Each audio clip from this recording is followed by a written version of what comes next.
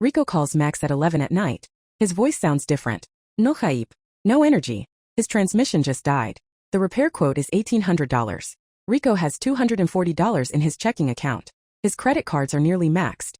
He needs the car to get to work. Without work there is no paycheck. One unexpected bill and Rico's entire life is wobbling. Max asks him the question that matters. Do you have any emergency savings at all? Silence. Rico always said emergency funds were for boring people. Money just sitting there doing nothing. Tonight that boring money would have saved him. This video is about the single most unsexy, most important account you will ever own, and exactly how big yours needs to be. Max calls Diana the next morning to make sure his own emergency fund is set up right. Diana starts with the basics. An emergency fund is money set aside for genuine emergencies only. Job loss, medical bills, car repairs, home repairs, a family crisis that requires a flight tomorrow. That is the entire list. Now here is what an emergency fund is not. It is not a vacation fund. It is not a new phone fund. It is not money for a great deal on a TV during a sale. And it is absolutely not money for an investment opportunity no matter how good Rico says it looks. The moment you spend emergency money on a non-emergency, you do not have an emergency fund anymore. You just have a slower spending account. The discipline around this account matters as much as the money inside it. Diana gives Max the baseline rule. 3 to 6 months of essential expenses. Not income expenses. And not all expenses essential ones. Here is how Max calculates his number. He adds up rent, utilities, groceries, insurance, transportation, minimum debt payments, and his phone bill. The true cost of keeping his life running for 1 month. For Max that comes to $2,000 a month. So his emergency fund range is $6,000 on the low end and $12,000 on the high end. Notice what is not in that calculation. Dining out, subscriptions, shopping, entertainment. Because in a real emergency like a job loss, those get cut immediately. Your emergency fund protects your survival expenses, not your lifestyle. Calculating it on essentials keeps the target realistic and reachable. Then Diana says something most videos skip. 3 to 6 months is a range, and where you land in that range depends on 5 factors. Factor 1, job stability. A government employee with a secure paycheck can sit near 3 months. A freelancer or commission-based salesperson needs 6 or more. Factor 2, number of incomes in the household. 2 working partners means built-in backup. 1 income carrying everything needs a bigger cushion. Factor 3, dependence. Kids, aging parents, anyone relying on you pushes the number up.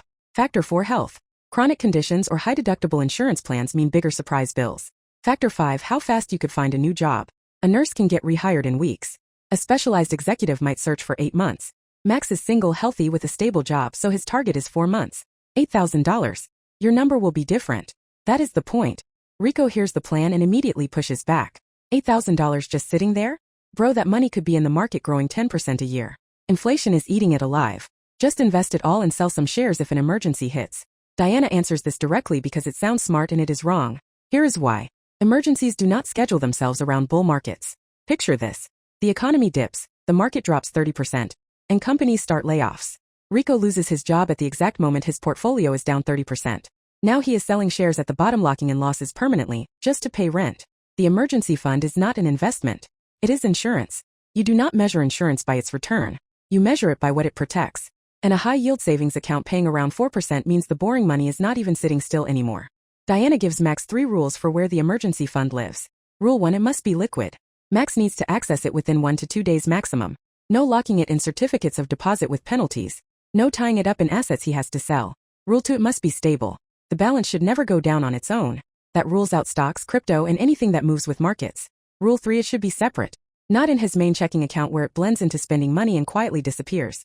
The answer that checks all 3 boxes is a high-yield savings account at a different bank from his checking. Marcus, Ally, Sophie all paying around 4% or more. Separate enough that he never accidentally touches it. Close enough that a transfer takes 1 day. That tiny bit of friction is a feature, not a flaw. $8,000 sounds overwhelming when you are starting from zero, so Diana gives Max the milestone method. Milestone 1, $1,000 as fast as humanly possible. This is the starter fund. It will not cover a job loss, but it covers most car repairs, most urgent bills, most of life's common punches. Getting here fast might mean selling stuff you do not use, pausing subscriptions for 2 months, or throwing a whole bonus at it. Milestone 2, 1 full month of essential expenses. For Max that is $2,000. At this point small disasters cannot touch him. Milestone 3, the full target. For months. $8,000. From here Max funds it with the 10% slice from his paycheck split, $200 per check automatically every payday. The fund finishes building itself in about 2 years while he keeps investing the whole time. You do not pause your life to build this. You automate it and let it quietly stack. Diana covers the part nobody talks about, actually using the fund.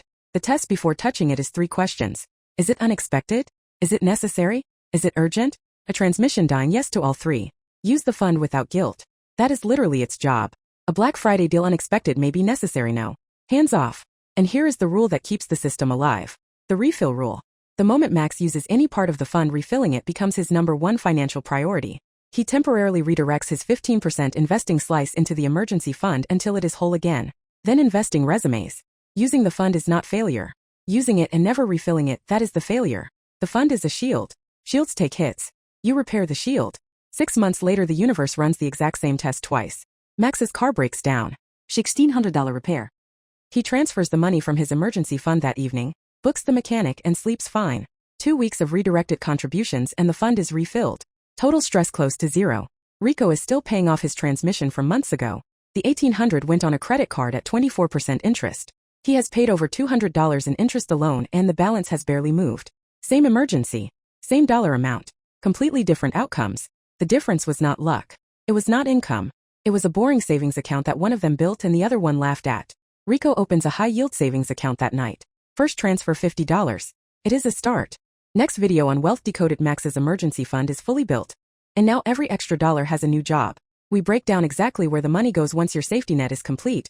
And the one account upgrade most people discover years too late. Subscribe right now so you catch it the moment it drops. And drop a comment below. What is your emergency fund target number? Calculate your essential monthly expenses, multiply by your months and post it. Let us build this together.